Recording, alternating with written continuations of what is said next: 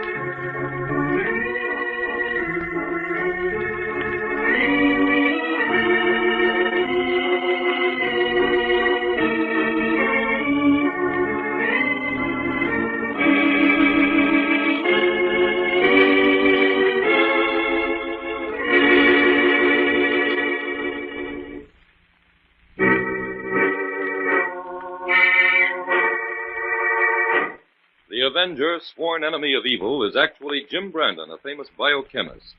Through his numerous scientific experiments, Brandon has perfected two inventions to aid him in his crusade against crime as the Avenger: the telepathic indicator, by which he is able to pick up thought flashes, and the secret diffusion capsule, which cloaks him in the black light of invisibility.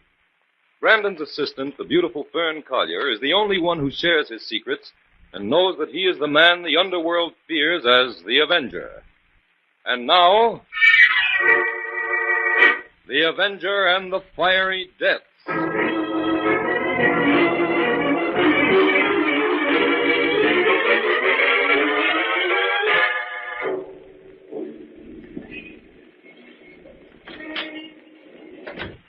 Top of the morning to you, Frank. Good morning. How's business? Well, not bad, Mr. Meadows. People can't get along without newspapers. You want the usual? Yes, please. All right. There you are. Well, it looks like you're going to have me for a customer for a long time, Frank. Yes? Had my doctor give me a complete checkup yesterday. He said I was a perfect specimen. Well, that's the kind of news I like to hear from a doctor. Yes, good health is great wealth, I always say. Well, see you tomorrow, Frank. Right, Mr. Meadows.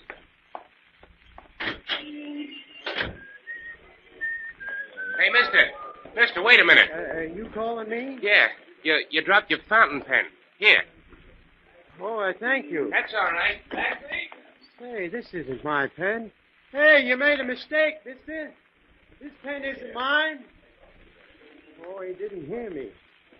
Well, he must have picked it up in front of the paper store. In the morning, I'll ask Frank if he knows whose it is. And in the meantime, it'll be safe enough in my pocket. What's the matter with me? I feel like I'm burning up. I can't breathe. Help!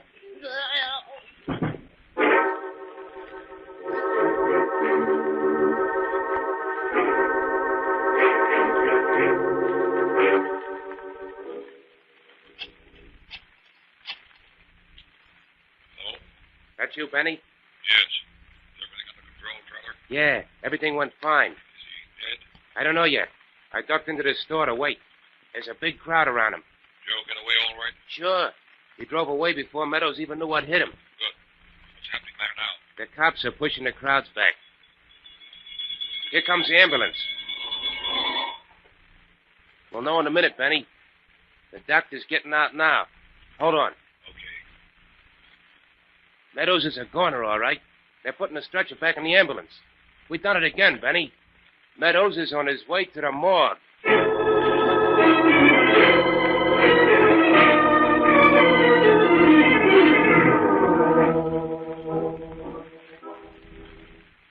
Well, Inspector, judging from these medical reports, these men died from a strange kind of fever that the doctors haven't been able to identify.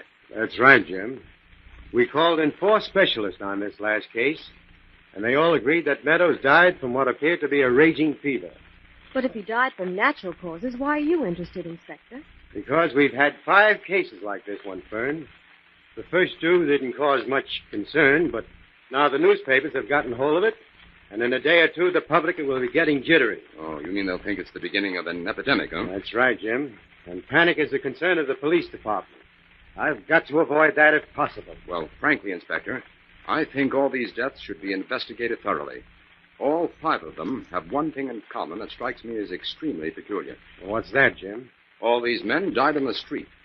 That seems to be stretching coincidence a little. Yeah. Inspector, I'd like to take a look at the effects found on these people when they died. Have you got them here? Yes, I knew you'd want to see them right off, so I had them brought to headquarters. They're over here on this table. That pile of stuff belongs to Meadows. Oh, he carried 2 fountain pens. So do 2 of the others, apparently. Well, that doesn't mean anything. I always carry 2 pens. But each of these men carried 1 pen that was a little oversized. You're right, Jim. Inspector, I'd like to examine one of these large pens. Well, go ahead, Jim. No ink in it, for one thing. Let's have a look inside. Now, don't ruin any of those pens, Jim. They've got to be handed over to the relatives of these people. Nobody will want this pen, Inspector. It has no inside parts. What? Here, help me examine these other large ones. This is beginning to look interesting. I don't get it. Why should a man carry a dummy pen around? This one is empty inside, too, Jim. Well, so is this. And you can check off these last 2. They're empty. What do you make of it, Jim? Just a minute. Let's take a look at these ordinary-sized pens. This one looks all right, Jim. No. These aren't dummies like the others. Wait a minute. Well, Inspector, smell this. Smells slightly burnt to me. This one does, too, Jim. I can smell the rubber. This third one, too. Uh-huh. Well, Jim, for heaven's sakes, what does this add up to? Inspector, write me out a permit to take these things to my laboratory, will you? All right, but I've got to know what you're up to, Jim. The newspapers will want a statement. And you can give them one, Inspector. Tell them this is no fever epidemic, but an epidemic of murder.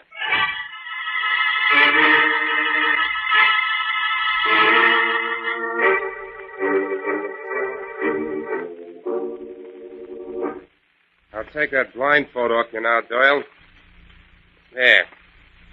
Now, look here, Trotter. I thought you said you were bringing me up here to have a talk with your boss. That's right, Doyle. Well, I don't see him. Where is he? I'm here behind this screen, Doyle. I can see you, but you can't see me. Well, why the dramatics? I came here to talk business. Nobody's allowed to see the boss. Nobody but me. I'm the only one who knows who he is. Quiet, Trotter. I'm sure Mr. Doyle realizes the value of caution. Otherwise, he wouldn't be here. That's right. I don't care who you are. I'm here to hire you to do a job. Trotter tells me you have a partner you wish to have put out of the way quietly. Yes, and the job must be done tomorrow. What's your price? $20,000. That's pretty high. I only came prepared to pay $15,000. I think you'll pay my price, Doyle. What do you mean? I look into the business of my clients before I do a job for them. I know that you've helped yourself to $50,000 of your firm's money. Your partner doesn't know it yet. And if you can get rid of him before he finds it out, no one will be the wiser. All right, I'll pay.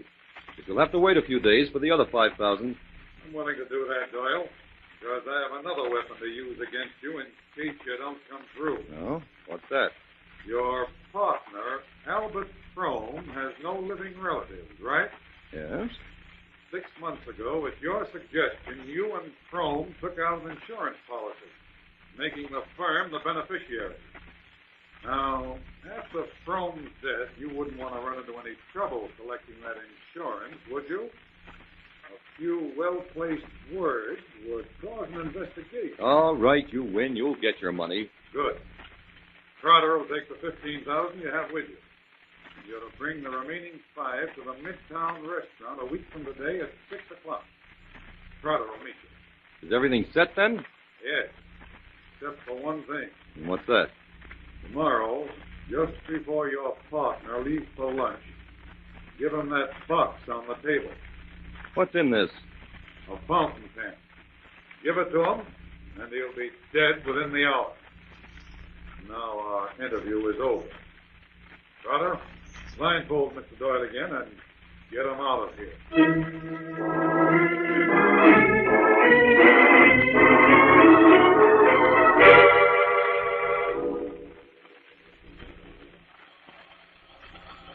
Hold the torch a little lower, Fern. Right, Jim.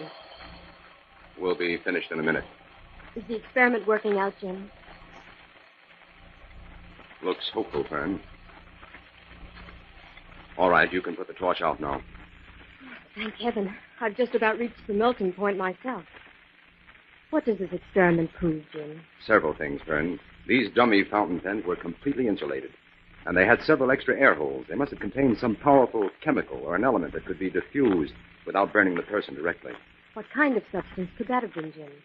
It would have to be something even more powerful than radium. And so far as I know, there's only one element that meets that requirement. It's actinium A. Actinium A? What's that?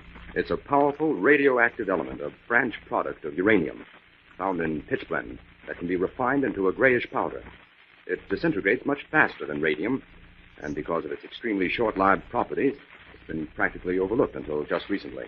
But how could actinium A be used to kill? That's what I'm working on.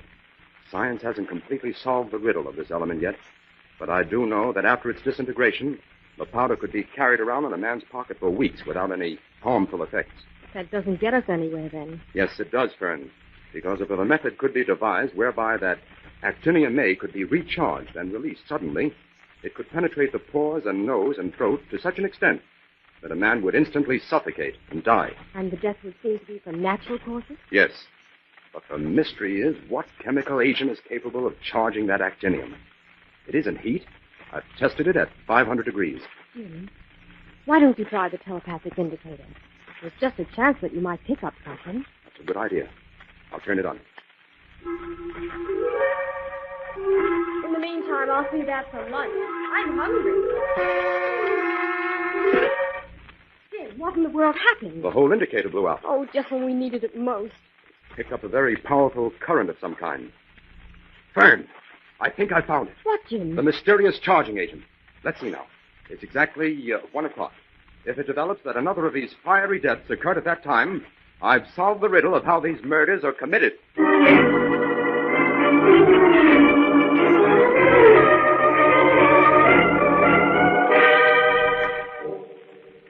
Yes, Jim. Albert Frome fell over dead in front of his office at exactly 1 o'clock. Everything checks then, Inspector. We're on the trail at last.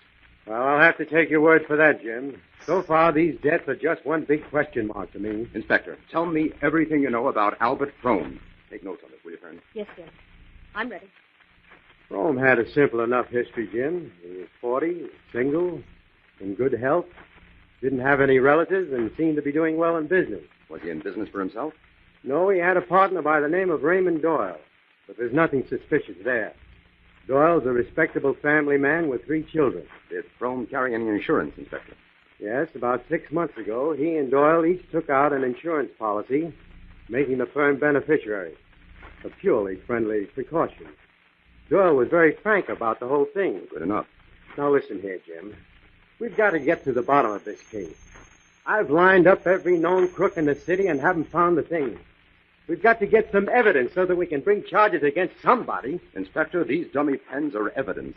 Frome had one, too. But, Jim, you can't prove anything by these empty pens. I think I can, Inspector. How? I'm willing to listen. I'll explain the whole thing later. Right now, Fern and I have some routine detective work to do. Oh, routine stuff. We haven't time for that, Jim. It's the only way, Inspector.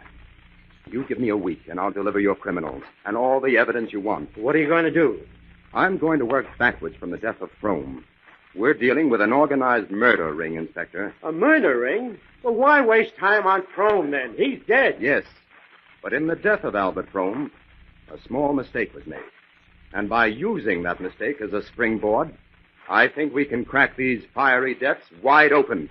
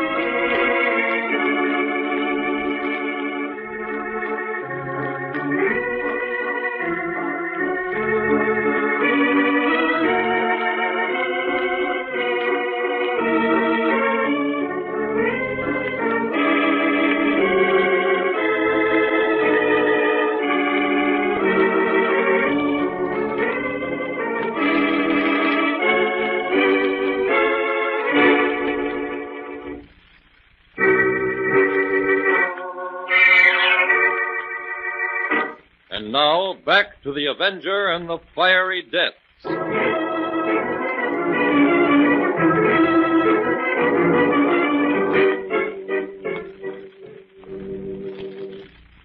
Okay, Fern. I'll take over now. Haven't got much to report, Jim. Doyle hasn't left his office all day. He had his lunch sent in. I'll keep him covered for the rest of the evening, Fern. Now you go get some sleep.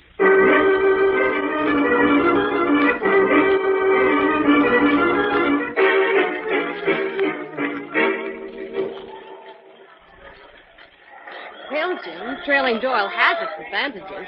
I'm glad he likes baseball. So am I, Fern, but I can't keep my mind on the game today. We've only 2 days left, and Doyle hasn't given us a single lead yet. Maybe you'd be better off to pull him in, Jim, and try to make him talk. That'll be our last resort.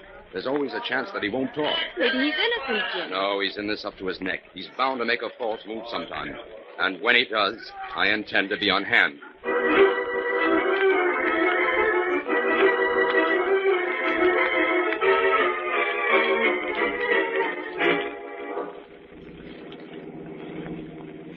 Well, where do you suppose Doyle is headed for now, Jim? He's not driving home, that's certain, Fern.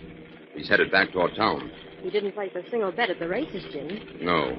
That $5,000 he withdrew from the bank this morning is payoff money. I'm sure of it. We'll just stick to him like leeches and see where he delivers it.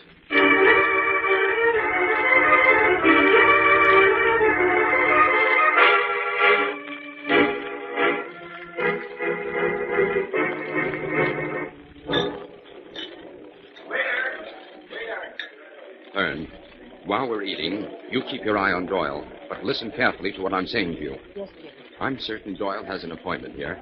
He keeps watching the door nervously, and this isn't the sort of restaurant a successful businessman comes to just for pleasure. It certainly isn't. I'm starved, but I can't eat this food. Jim, a man just joined Doyle. Yes. That looks like our man, all right. Fern, I'm going to follow that man when he leaves here. Oh, Jim. It's the only way to get to the bottom of this murder ring. Now, I'll pretend I'm a customer, a very tough one, and that I want a job done immediately. But, Jim, what if he tumbles to you? A man like that would just as soon kill you as look at you. I've seen enough criminals to be able to give you a good imitation of one, Fern.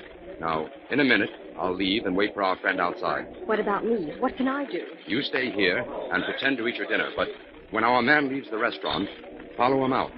Get in my car and be ready to follow us when we drive away. That fellow is certain to have a car here. Have you got that, Fern? Yes. Be sure to keep well behind us. When we reach our destination, call Inspector White and give him the address. Then you drive directly to headquarters and wait for me there. All right. Jim, look. Yeah? Doyle is handing that man a small package. It's the payoff, all right. Oh, gosh, Jim, I'm scared. Don't be, Fern. When the time comes, the Avenger will step in. I'm going now. Good luck, Jim. Yes, sir. That'll be $3. Oh, here you are. The extra check is for the young lady over there. Oh, yes, sir. And here's an extra 10 for you, if you know the name of that man facing us at the corner table. Yes, sir.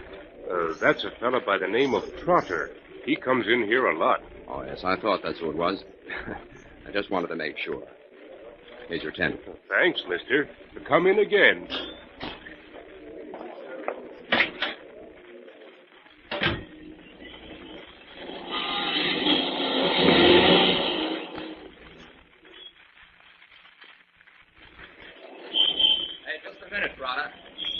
I want to talk to you. What do you want? I don't know you. I know you, though, and I got business with you. Is this your car in the alley? Yeah, sure. Get in. We'll talk there. Hey, who do you think... Get in, I said. All right, now what's the idea, bud? Who are you? A customer for you, Trotter. A customer? You must be crazy. Get out of here or I'll... If you know what's healthy for you, you'll listen. You can stop stalling. I know all about your racket. Says you. Hey, what do you take me for? You don't need to tip your mitt. I'll tell you. I know that package you got contains $5,000 of payoff dough you just collected from a guy by the name of Doyle for bumping off his partner, Albert Frome. How do you know so much? Well, you got quite a reputation among us mobsters, Trotter. You and your boss run a smart racket. That's why I looked you up. I want a rush job done. Nothing doing. We take 2 weeks on all our jobs. You'd have to be cased first. Now, look, I can't wait for that. I got to get rid of a guy that's going to start singing to the cops any minute. My Rob's willing to pay you $50,000 to shut him up. 50 grand. Yep. If you'll do the job tomorrow morning. Well, I don't know. You'd have to talk it over with the boss. Let's get going then. Not so fast, wise guy. I'll have to put a blindfold on you. It's a rule. Okay. You don't take any chances, do you? Can't afford to. Here, this bandage fits right over the forehead and the eyes. Say, a perfect fit, huh? Now, pull your hat down. Whatever you say. Hey, what are you up to? Why did you jump into the back seat? Now listen, Trotter. I'm not taking any chances on you dumping me out someplace. I'll just sit here right behind you with my hands on your shoulders. And you'd better call out every move you make. Because if you make a false one, it's your last. I got a gun. Pretty smart, ain't you? Don't try anything, that's all. I'll keep this blindfold on. You can watch me in the mirror. Now, start driving.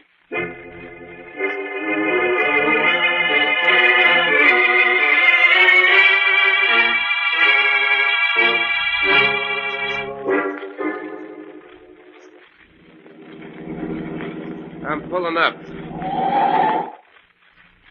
I gotta wait here for a signal before I drive into the alley. What's the matter? Is the boss afraid you might be followed?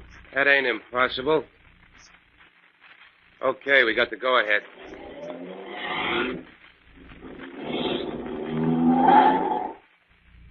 Here we are. All right, hop out. Hey, can't you take this blindfold off me now, Trotter? Not till we get upstairs. Huh? Well, I'll follow you then. Up these stairs.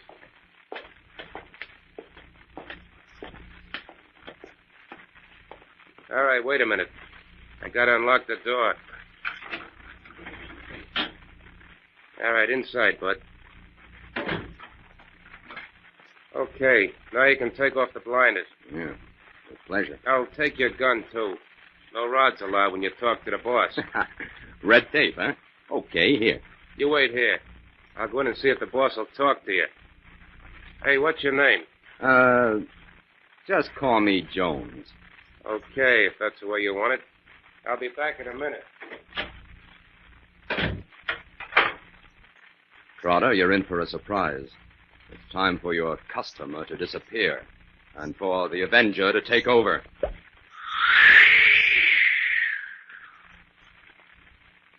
Okay, bud, Hey, he's gone. But how did he get out of a locked room? Hey, Benny! Benny! Yeah? What's up, Trotter? The guy's gone. I don't know how he got out, but he did. You and your 50 grand. I'll bet he was a cop. No, he was a mug. I couldn't make a mistake like that. You're a stupid fool. Go pack our stuff. We've got to be out of here in 5 minutes. I'll take care of things in here. Yeah, we better blow, all right. If I ever lay eyes on that guy, I'll turn the seat. Stupid, incompetent punk. I'll have his life for this. The state will save you the trouble, Benny. Huh? It wants you both for murder. Who's that? Who's in here? It's the Avenger, Benny. The Avenger. So that's who it is. Yes, I'm here to put an end to your wholesale murders, Benny. That's what you think. You've met your match this time, Avenger. Invisible or not, I have a weapon that can kill you. You're trapped. We shall see. This is going to give me more pleasure than any other crime I've committed. To kill the Avenger is the dream of every criminal. But the honor will be mine.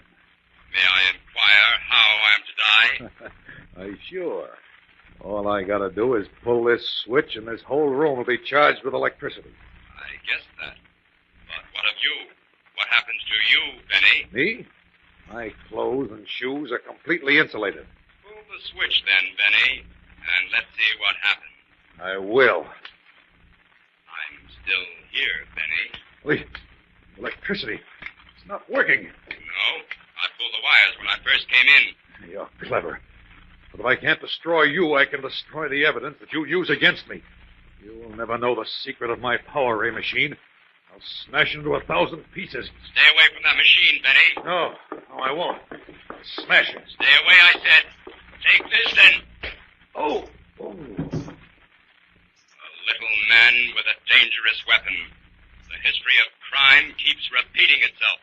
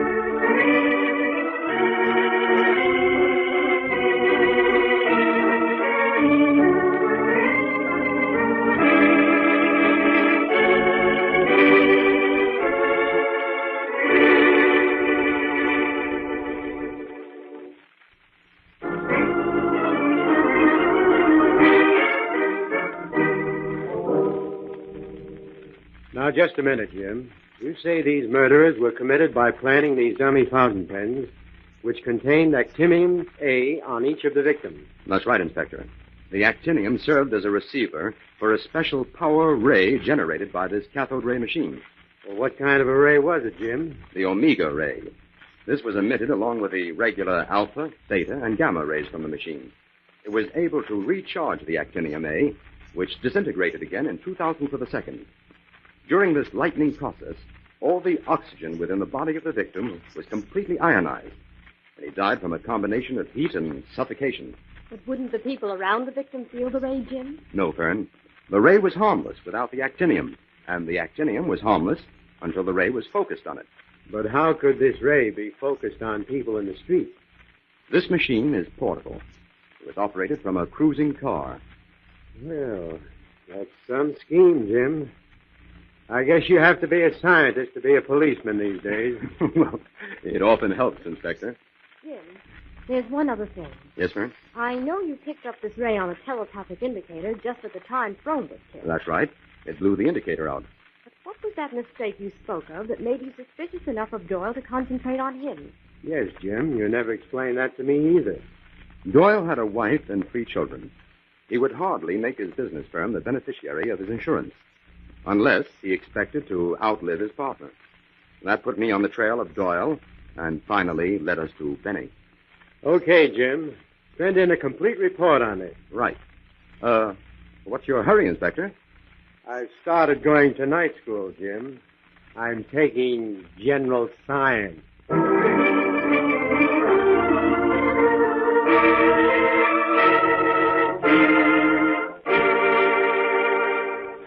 All characters, names, places, and plots used in the Avenger program are fictitious. Any similarity to persons living or dead is purely coincidental.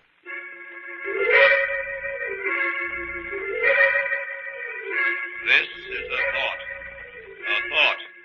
A thought. Remember, listen for another adventure of...